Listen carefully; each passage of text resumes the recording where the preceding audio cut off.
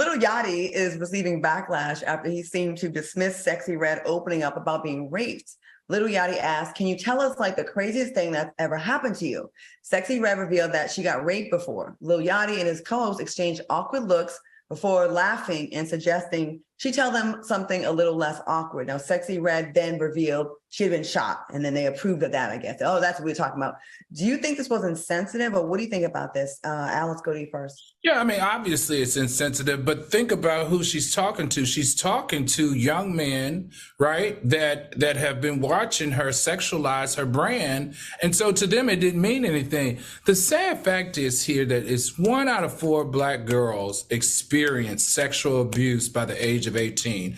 And more than 20% of those Black women are raped. And let's not talk about the ones that don't come forward. For every one that comes forward, they say 15 stay silent.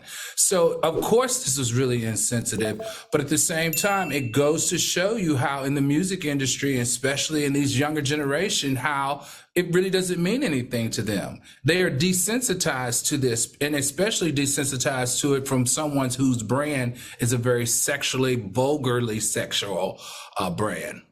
And just a note, the podcast is actually called Safe Space. So maybe she thought that was a place she could. Q, what do you think about this? You want to know what's so funny? I think that they're too stupid and mentally immature to purposely be insensitive.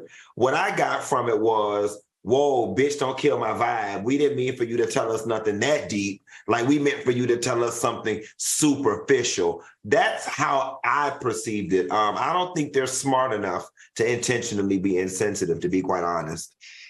This just goes to show me, like, you know, I see a lot of people complaining, like, look, they need to raise the price of podcasting equipment because everybody got a podcast. Everybody think they're equipped to do it. Now, you might have the equipment, but you might not have the equipment to do it. You know, if your show is called Safe Space and a guest come on, you know, you should probably be a little bit more prepared for those types of things.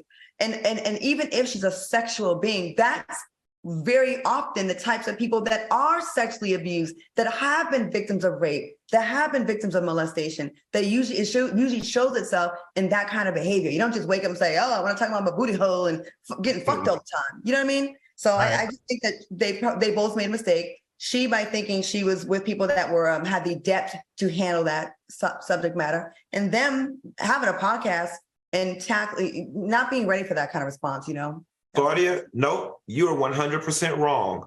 They have already spoken and told us that we are old, we are out of touch, we don't know what we're talking about, and we are to let them have their thing. So no, that is on brand with their age bracket, Claudia, and you are speaking like someone who has sense, okay? And we are old, and we are supposed to stay out of young people business. So Beauty Budgetina said, phew, definitely explains the promiscuity. Hope she can get the help instead of being preyed on.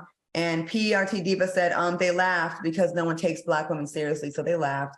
Martell said, I don't think they were being insensitive. I think they just knew what their audience was, so they catered to the audience. That too, yeah, like Funky said.